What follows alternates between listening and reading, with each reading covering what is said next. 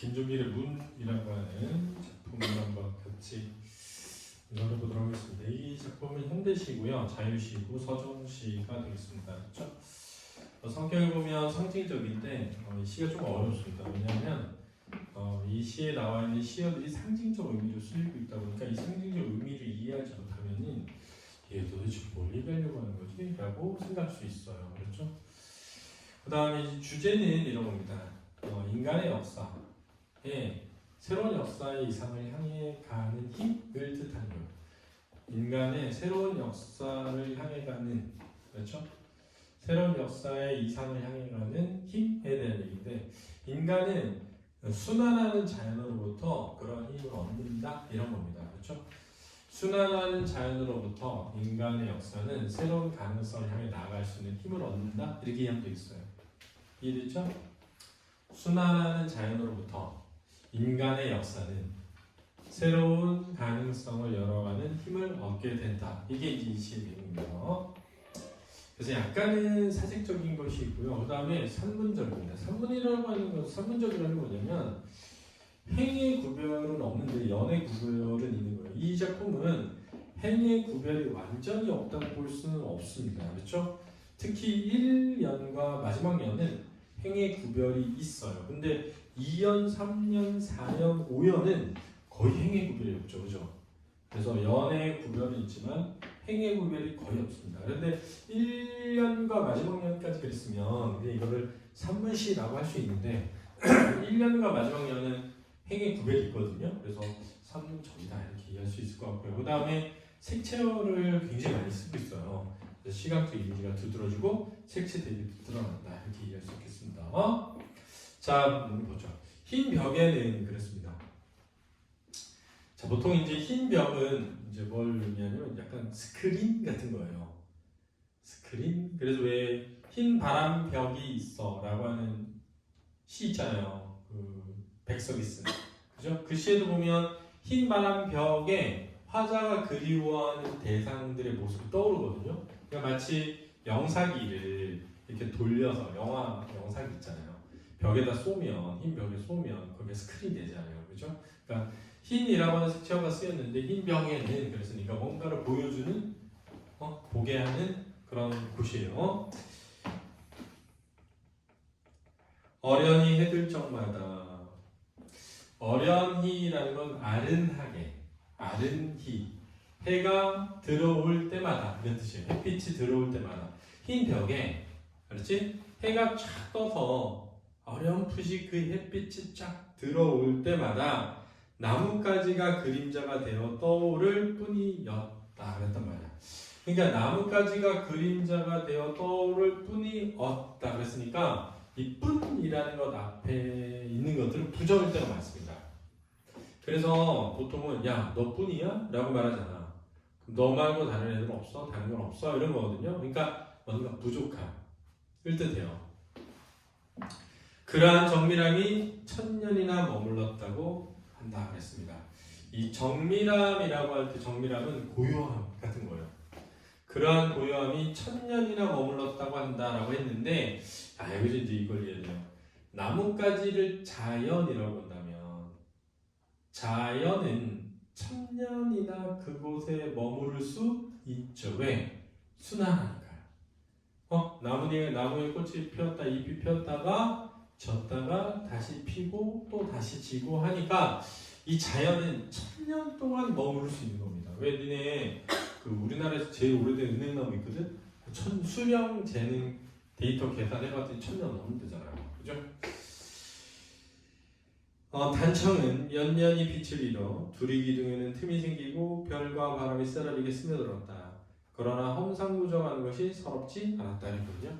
단청은 연년이 빛을 잃어갔대. 자, 그럼 이게 인간의 역사죠. 그럼 그 위에 나뭇가지라고 하는 자연은 1000년을 지속하고 있는데 인간의 역사인 단청은 빛을 잃어가니까 쇠락해 간다고 할 수 있는 거죠. 그러고 보니까 이렇게 생각할 수 있죠. 자, 봐봐. 이 화자가 어떤 그러니까 절이 될 수도 있고 한옥이 될 수도 있어요. 근데 어쨌든 절에 갔든 한옥에 갔든 갔는데 그 하얀 벽에 나무의 그림자가 해가 뜨면 탁 비치는데 그 나무가 1000년 동안 죽지 않고 있어서, 그렇지? 그 그림자가 1000년을 머물렀다는 거야. 고요한 풍경 속에. 알았니? 근데 단청은 그 1000년이 흐르면서 뭐해?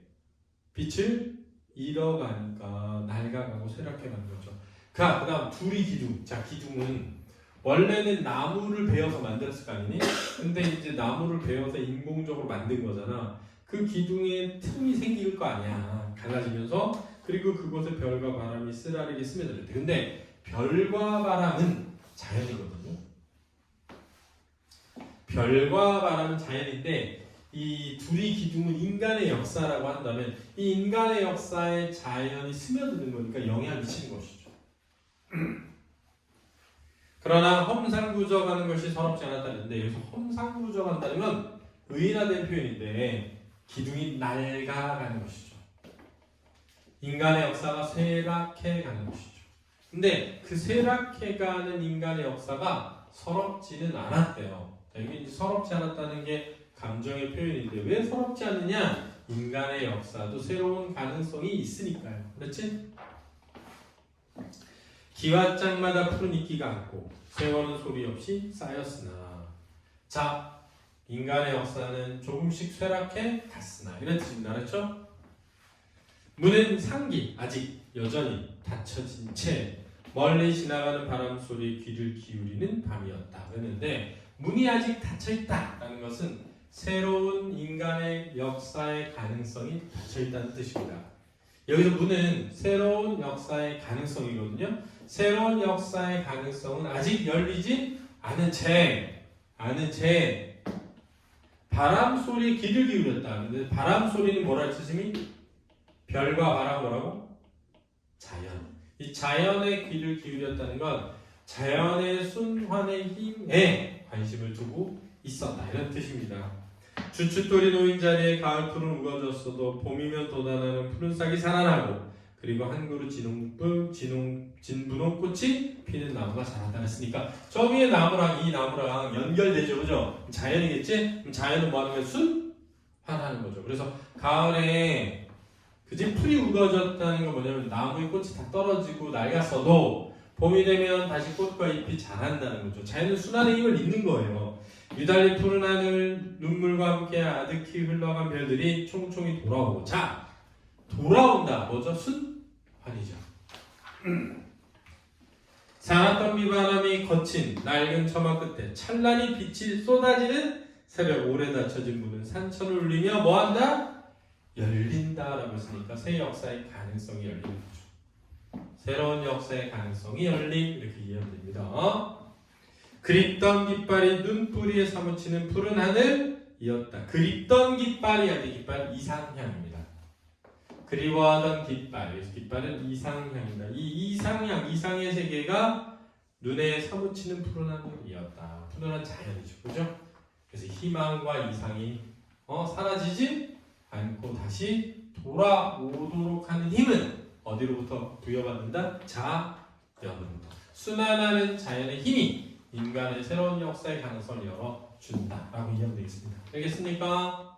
이해됐나요? 약간 상징적 의미가 많기 때문에 잘 봐주시고요. 다양한 색채어가 등장해서 색채 대비가 드러나고 행의 구별이 없는 중간 이연부터 마지막 바로 앞에 연까지가 서문적 흐름을 만들어냅니다. 그렇죠?